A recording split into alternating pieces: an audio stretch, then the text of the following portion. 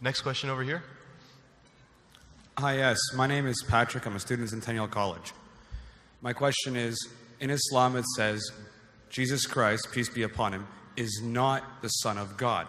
When we are all children of Allah and born of mother and father, for he is only born of a mother, why is he not the Son of God? Brother Patrick asked a very good question, a very important question. He said that why in Islam is Jesus Christ, peace be upon him, not considered as Son of God? When we all are children of God, he being born of a virgin woman, all the more reason should be. See, brother, if you tell we are children of God, in that way I've got no problem at all. If you read the biblical language, if you say that we are children of God and Jesus is Son of God, in that context, meaning he is person who follows the commandment of God, most verily, all the messengers of God, they are sons of God. But the problem is, if someone says he is not a normal son, but he is the begotten son, then there's a problem. Because if you read the Bible have got sons, the God has got sons by the tons. If you read the Bible, Adam is son of God. Ephraim is son of God. Israel is son of God. It's mentioned in the book of Romans, chapter number 8. All those who are led by the Spirit of God, they are sons of God. That means if you follow the commandment of God, you're a son of God. I've got no problem with that phrase at all. But today, that phrase has been misunderstood.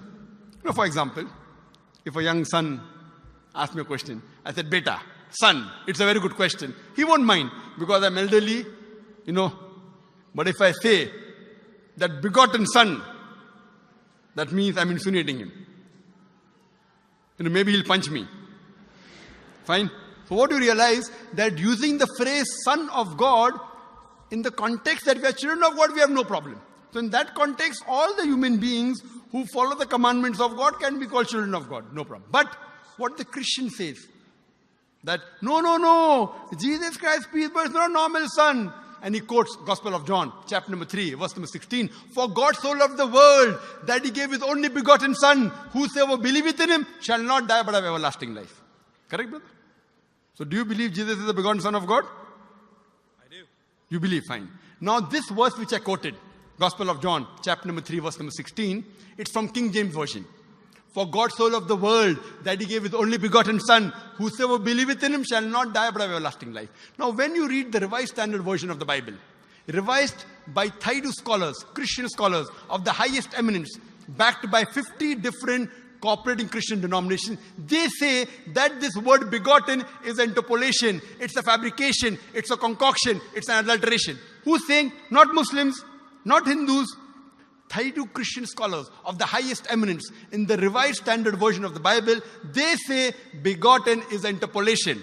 It's a fabrication, it's a concoction, and they're thrown out of the Bible. So if you say Jesus is Son of God, like Adam, like Ephraim, like Israel, I have no problem. The moment you say begotten, I want to ask you the question, what is the meaning of begotten? Brother, what is the meaning of begotten? Begetting is an animal act. It's the function of lower animals of sex. And when you say that he was born to Mother Mary, virgin, what are you insinuating?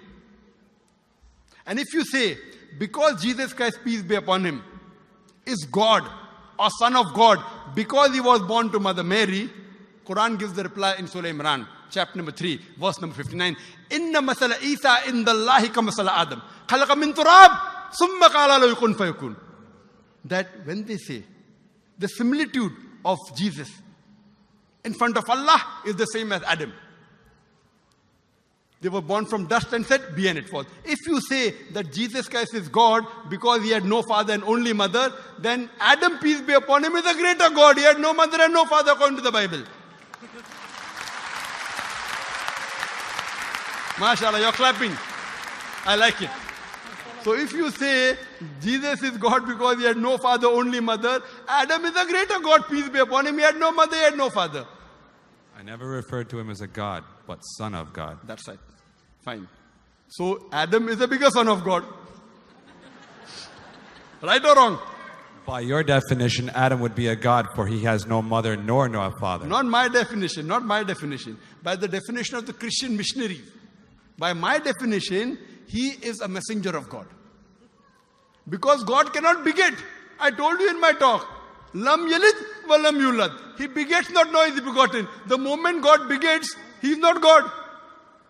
Son of God meaning pious person, I agree.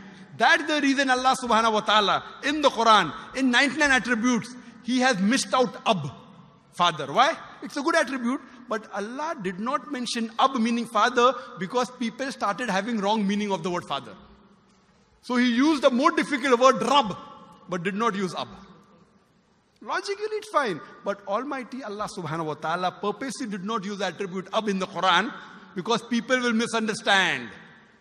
That's the reason English-wise, saying Jesus is the Son of God, meaning messenger of God, I'm with you. But the moment you say begotten Son, I have objection. So you say Jesus is a messenger of God, I say peace be upon him after his name. So I respect Jesus Christ, peace be upon him, more than you, Brother Patrick.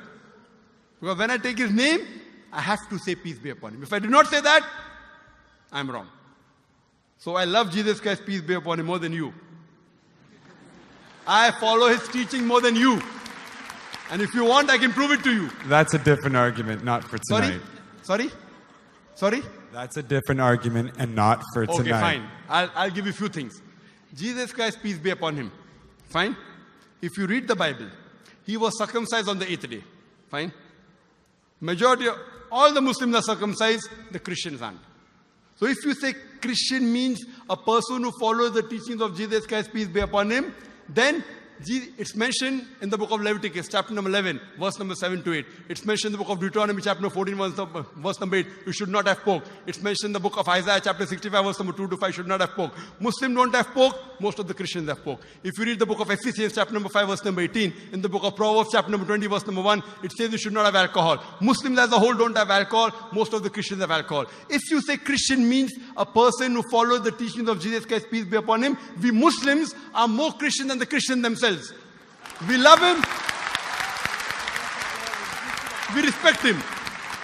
If you say, I love Jesus Christ, peace be upon him, but don't follow his teachings, your love is false. We, therefore, mashallah, I love Jesus Christ, peace be upon him, more than most of the Christians. Because I follow his teachings, I respect him, I revere him. And Jesus Christ also said, in the Gospel of John, chapter number 16, verse number 11 to 14, I have many things to say unto you, but ye cannot bear them now. For he, when the Spirit of truth shall come, he shall guide you unto all truth. He was talking about Prophet Muhammad to come. So Jesus Christ, peace be upon him, said, you have to believe in the last and final messenger, Prophet Muhammad sallallahu alaihi wasallam. So even that way I'm following Jesus Christ, peace be upon him. I believe in Prophet Muhammad. Do you believe in Prophet Muhammad as the messenger of God? I do. MashaAllah. Now you're more closer to... Allahu Akbar. Allahu Akbar. Now he wants to say the Shahada, and then we will move on and say Ashhadu an la ilaha illallah wa ashhad an Muhammad Rasul Allah. I'm more excited than him. Allahu Akbar. Allahu Akbar. Allahu Akbar. Allahu Akbar. Allahu Akbar. Welcome your brothers and family. Welcome in. Showing us Islam. Showing us God's word. Jazakumullah khair. And Allah